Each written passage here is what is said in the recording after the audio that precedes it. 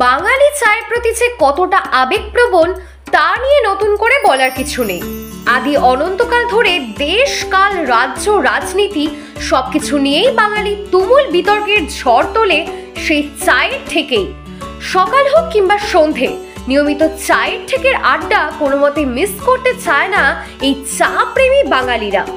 কারণ চা এবং চায়ের সঙ্গে চায়ের আড্ডার ঠেক দুটোই সমানভাবেই জরুরি।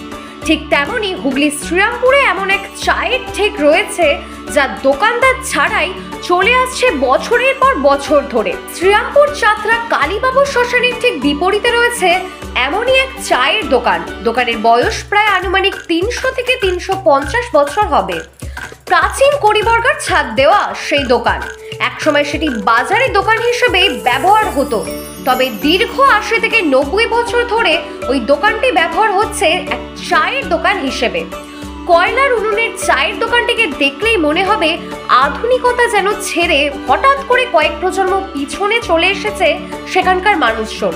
ঘটনাক্রমে চায়ের দোকানের ক্রেতা এবং বিক্রেতাদের কার্যকলাপ এবং কয়েক প্রজন্ম পিছনের মানুষদের মতনই, কারণ দোকানি দোকানদার ছাড়াই চলে চায়ের বিক্রি।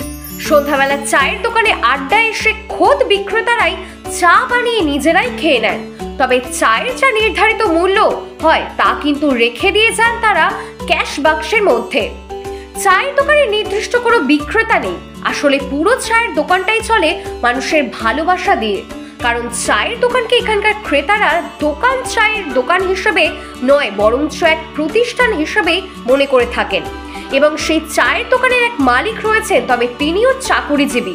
সকালবেলা দোকান খোলেন এবং অল্প কিছু সময়ের জন্যই তিনি সেই দোকানে থাকেন। তারপর অফিস চলে গেলে দোকান চালানো হয় অন্যান্য ক্রেতাদের দ্বারা।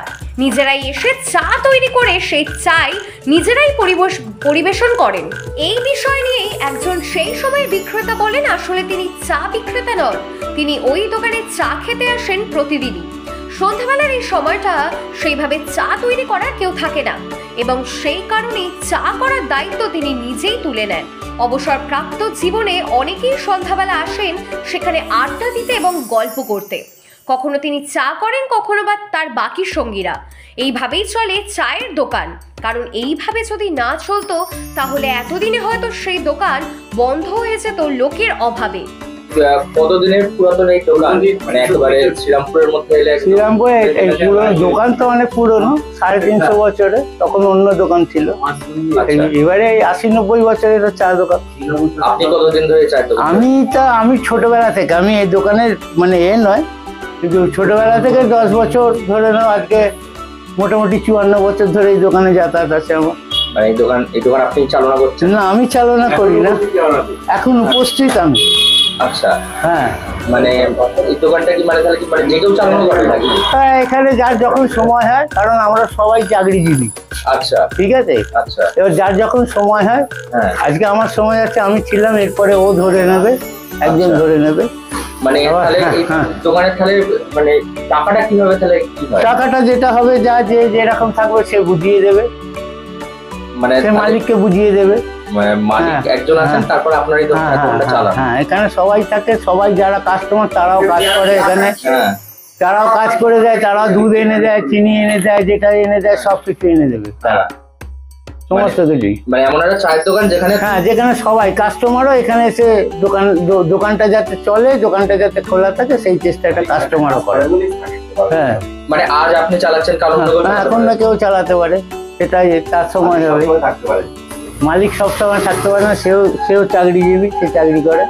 আপনারা কি এটা কি দোকানটাকে ভালোবেসে এটা? আমরা এই দোকানটাকেই ভালোবাসি, দোকানটা ভালোবেসেই চালাই। এই দোকানটা বন্ধ হয়ে গেলে অনেক লোকের অনেক রকম অসুবিধা হবে। বেশ কিছু লোক সকালের দিকে যারা আসে তারা সকালবেলা হাঁটা চলা করে, এখানে এসে জল খায়, চা খায়, তারপর বাড়ি চলে যায়।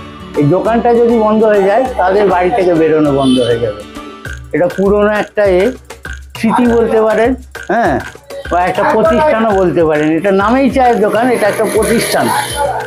এটা এখানেতে ওই দোকানটা বন্ধ হলে প্রচুর লোকেরই অসুবিধা হয়। এই গল্প করা, যারা অফিস আছে, অফিস থেকে ফেরে তারাই 8টা 8:30টার পরে তারা ঢোকে, তারা এখানেতে এসে চা খায়। বাড়ি মানে মূলত থেকে কারা চালান আপনার এই দোকানটা? আমাদের এখন যে আপাতত একজনই আছে, উনি আছেন, উনি মেন মালিক, উনি চালান, হিসাবপত্র উনি নেন।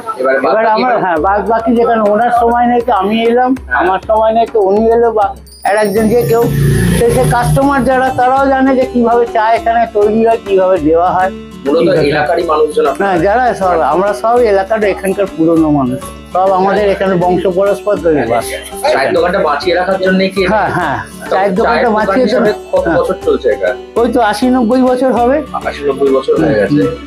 তার আগে এটা বাজার এরিয়া ছিল, এখানে তো অন্য জিনিস বিক্রি তো দোকানই ছিল এটা, এটা অন্য কোনো জিনিস ছিল না। এটা দোকান ওই যে 350 বছর বললাম, 350 বছর। আচ্ছা, 350 বছর। আমার নাম আশিস ব্যানার্জি। এই বিষয়ে একজন ক্রেতা যিনি চা খেতে এসেছিলেন তিনি বলেন, কম করে প্রায় 40 বছর ধরে তিনি সেই দোকানে চা খাচ্ছেন।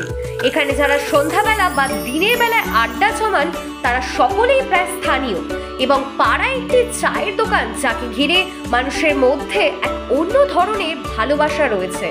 তারা সেখানে বসে শুধু চা খান এমনটাই নয়, তারা যে চায়ের দোকান কেউ যথেষ্ট ভালোবাসেন, এবং সেই ভালোবাসা দিয়ে প্রায় 90 বছর ধরেই চলে আসছে এই নতুনের মধ্যে দিয়ে টুকরো পুরাতন শ্রীরামপুর চাতরার এই চায়ের দোকান।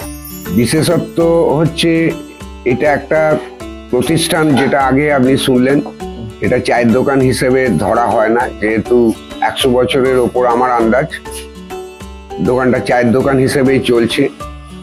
এর আগে শোনা কথা এখানে পুরনো বাজার ছিল, যাত্রা বাজার, তখন এখানে ডাব ফাব বিক্রি হতো, সে 2 জেনারেশন আগে।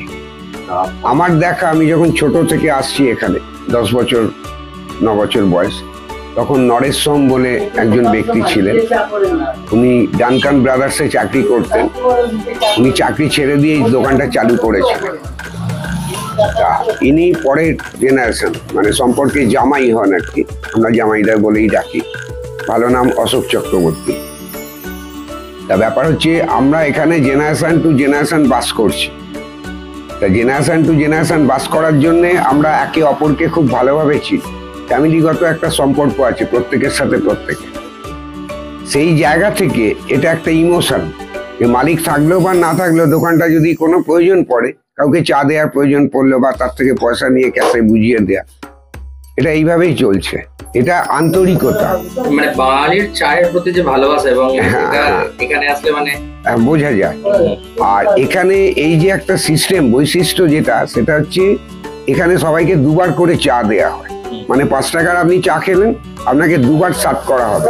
সেটা শ্রীরামপুর কেন, হোল হুগলি ডিস্ট্রিক্টে কোনো দোকানে দেওয়া হয় না, শুধু এই দোকানেই দেওয়া হয়। এটা অনেকেই জানেন, মানে যারা এখানে আসে, বড়া বেগমপুর চণ্ডীতলা শ্মশানে মরা পোড়াতে আসে, তারাও জেনে গেছে যে এই দোকানটা এটাই বৈশিষ্ট্য, প্রধান বৈশিষ্ট্য এটা।